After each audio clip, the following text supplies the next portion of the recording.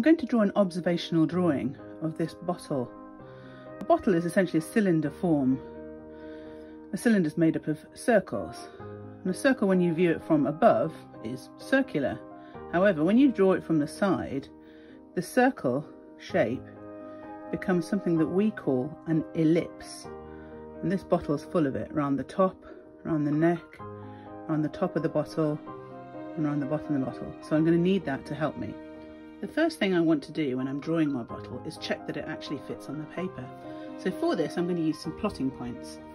When I'm looking at the bottle, I'll draw a point for where I want the top of the bottle to be, a point for where I want the bottom of the bottle to be, and a point for both sides of the bottle. So I've got north, south, east and west. That means that even before I've done the drawing, the paper is going to fit the drawing is going to fit the paper. I can put some more dots on here, for example, where the corner of the bottles are, where the top of the neck is, or where the neck starts coming in, and this will also help me. Once I've done that, I'm going to very, very lightly draw some basic shapes. And these, I'm going to use those ellipses to get it in the right place. So first of all, I'm going to draw an ellipse for the base. I'm going to draw an ellipse for the top of the neck. I'm going to draw an ellipse for the top of the bottle. And already you can see the bottle taking shape. If you like, you can also draw a line down the middle, which is a line of symmetry. And then that way you can check whether one side is the same as the other.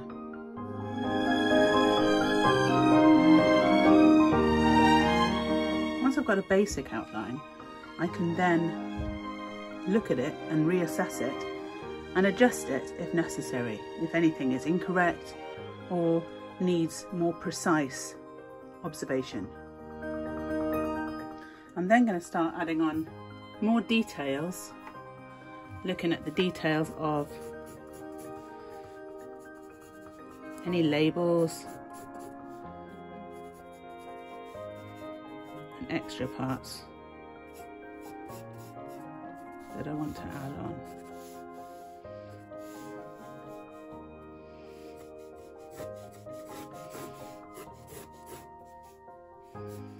I want to pay particular attention to any fonts on the bottle. If you make a mistake, don't worry about it, just keep working with it. Don't bother getting out a rubber at this stage, because all of this mark making becomes part of the drawing itself, and actually it's quite nice to see at the end.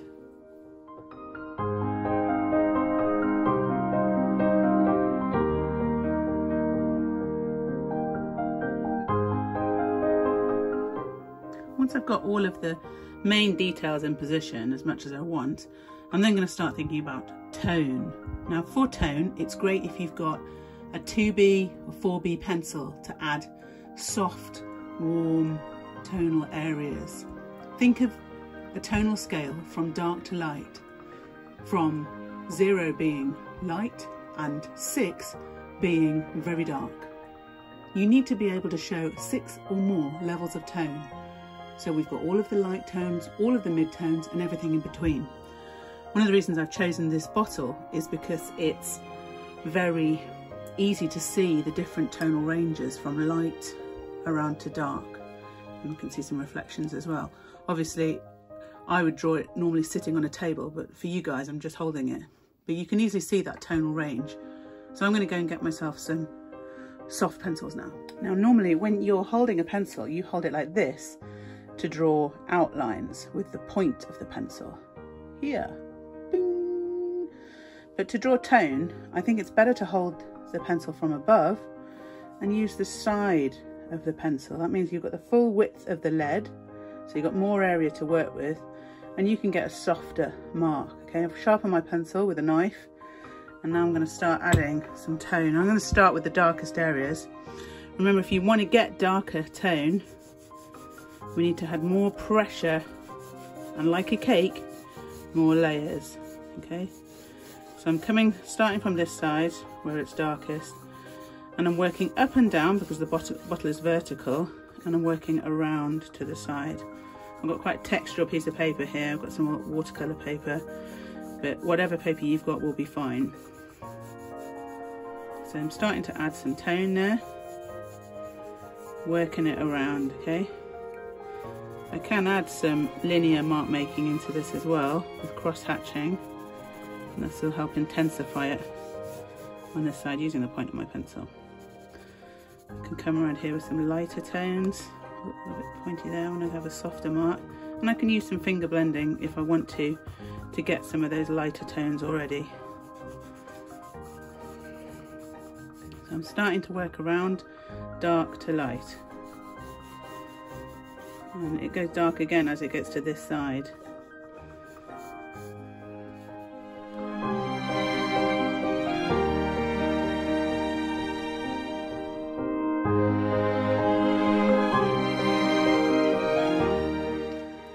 Of course, if you want, you can always use a blending stump or tortillon to blend your tones, or a cotton bud, but I imagine that you might not have one of those there and there, in which case your finger is always with you, and that's fine.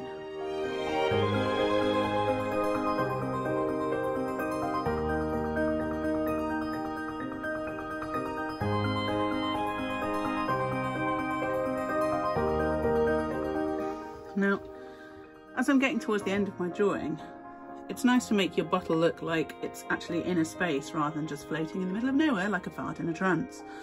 So my suggestion is to put the line of the paper that the bottle is standing on when you're drawing it. I usually use a diagonal line for this, and just simply putting a diagonal into the background there. Think about where it's going to come out. Sort of rough line of a paper helps locate it in a space. At that point we can do two other things. We can think about the shadow that the bottle casts on the floor, which from this angle is coming out to the side. So something like that. If I'm going to do mark making for a shadow, I'd always use the side of my pencil and put it on a different angle to the bottle itself, so that it doesn't get confused with the tone on the bottle, which sometimes can happen, and you might need to redefine the edge there. Think of it being on a completely different plane to the bottle itself, yeah?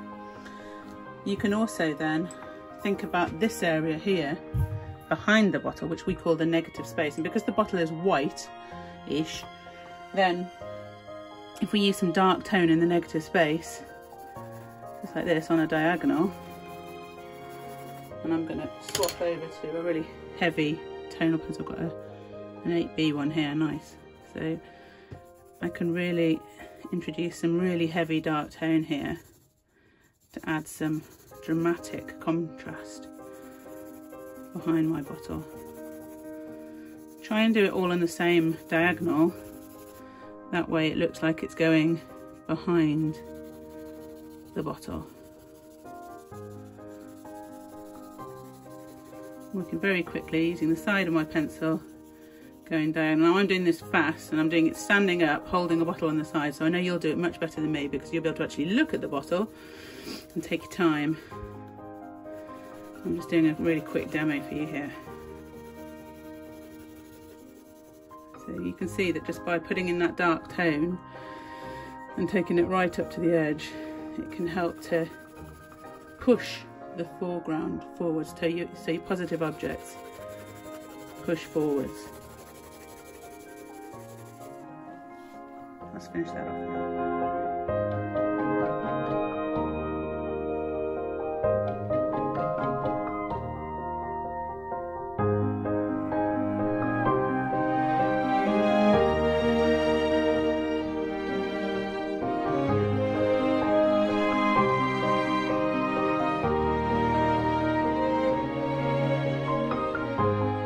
Okay, so I'm just going to also think about these white highlights right at the very end. I've got a rubber now this time. It's a bit of a rubbish one. Oh, what is it? It's a sloth.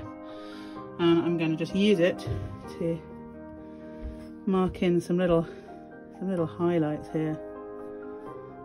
So you can actually, if you had a putty rubber at home, which I couldn't find one just now, if you had one, that's very nice because you can really work with this. I can see the windows reflecting in it here, and I can add some nice definition down this side, a little bit at the top there where the light's hitting on that label. Bury that off. And a few little streaks into this bit here if it's lost a bit of definition. A little bit down the bottom here. It's almost like a white highlighter.